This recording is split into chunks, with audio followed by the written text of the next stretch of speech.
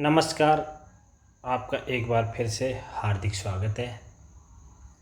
आज हम बात करेंगे राजस्थान आंगनबाड़ी भर्ती 2023, जिसमें कार्यकर्ता, आंगनबाड़ी सहायिका और मिनी कार्यकर्ता की जो वैकेंसी निकाली गई है उसके बारे में हम विस्तृत से जानेंगे।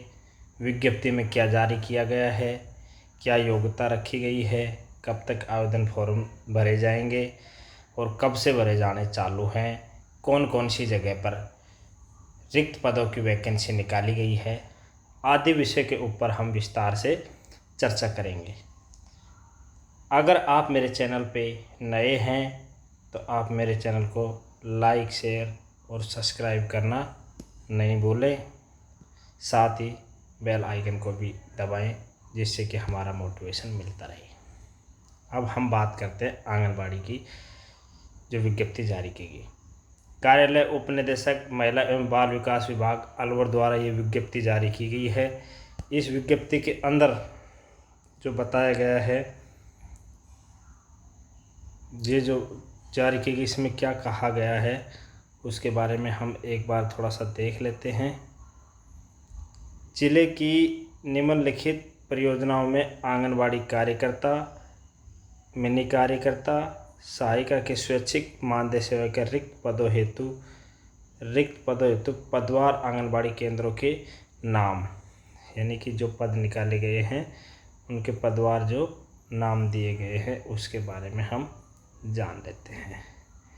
अब इनमें जो फर्स्ट में दे रखा है इन्होंने, उसके बारे में देख लेते हैं।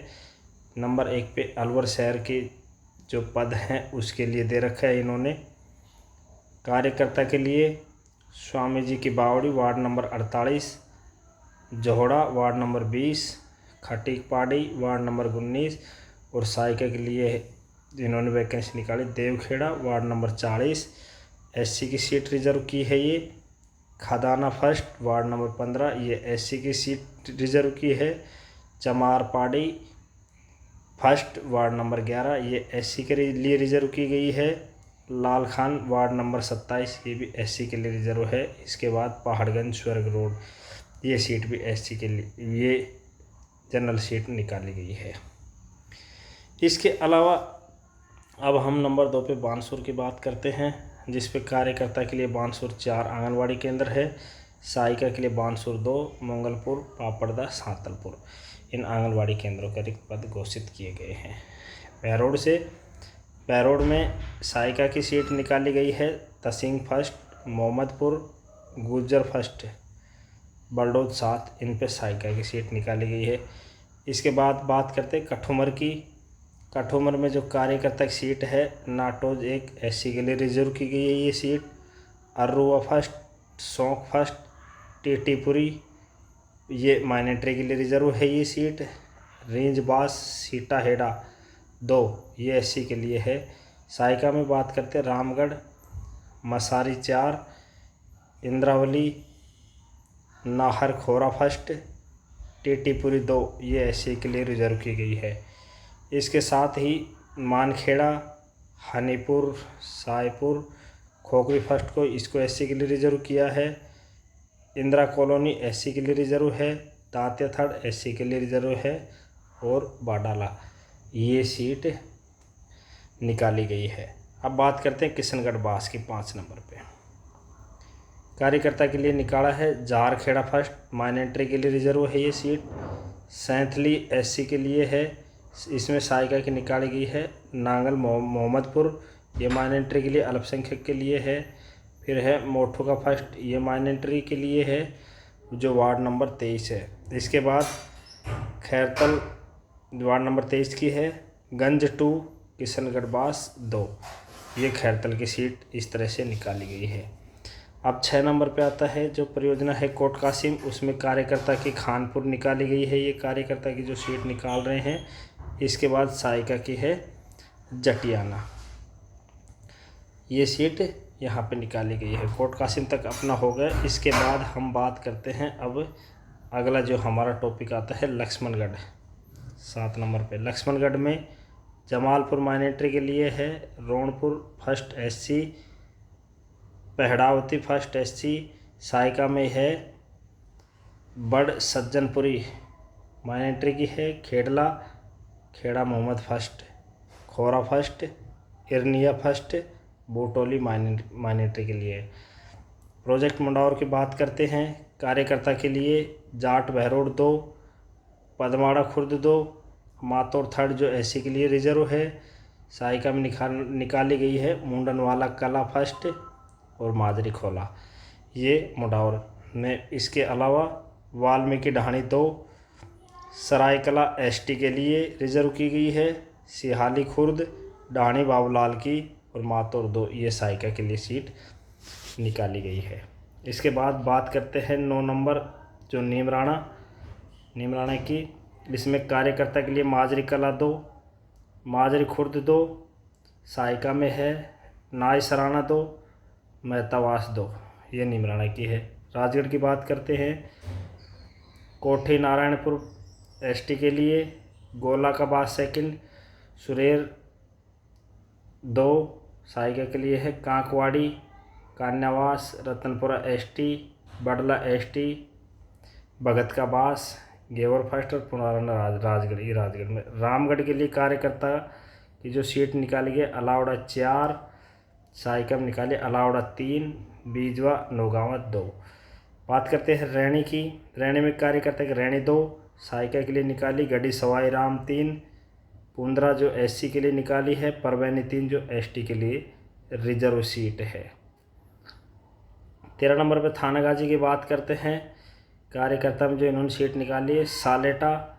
इसके बाद सहायिका में नारायणपुर 8 एससी के लिए, Mundawara first, Rajpura Sikh first, Thanagazi third, Thanagazi 6, रूप का बास मालूताना फर्स्ट जो एससी के लिए रिजर्व की गई है, गुवाड़ा सोती जो एसटी के लिए रिजर्व की गई है। इसके बाद बात करते हैं हम तिजारा की। जो कार्यकर्ता की सीट है हमीराका फर्स्ट जो माइनॉरिटी के लिए रिजर्व है, गैलपुर फलसा, इसमें मिनी कार्यकर्ता के लिए भी सीट है।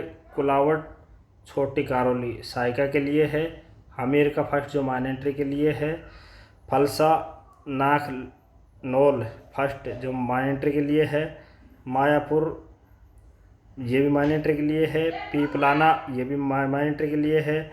बिरामपुर अंदाका ये भी माइनॉरिटी के लिए है। जोड़िया मेव ये भी माइनॉरिटी के लिए है।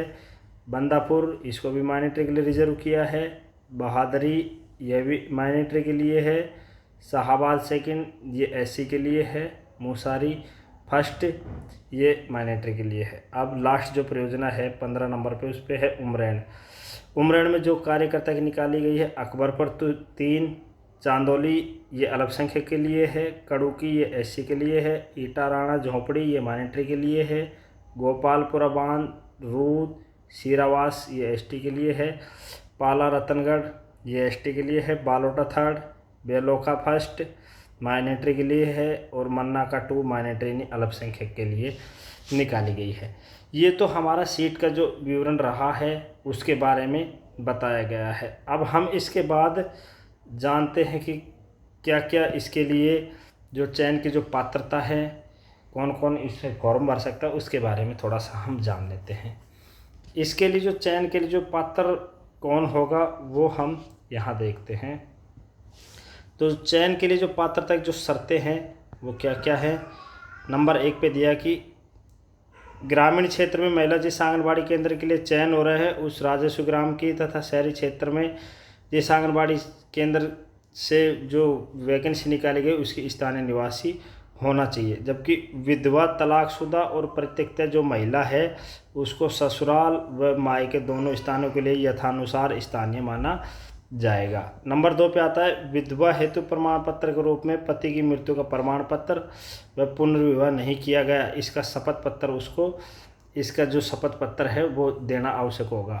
तलाकशुदा की स्थिति में जो सक्षम न्यायालय से जारी आदेश है या डिक्री की जो छाया प्रति है वो कार्यालय को आवश्यक रूप से संलग्न किया जाएगा, तभी उसको तलाकशुदा माना जाएगा।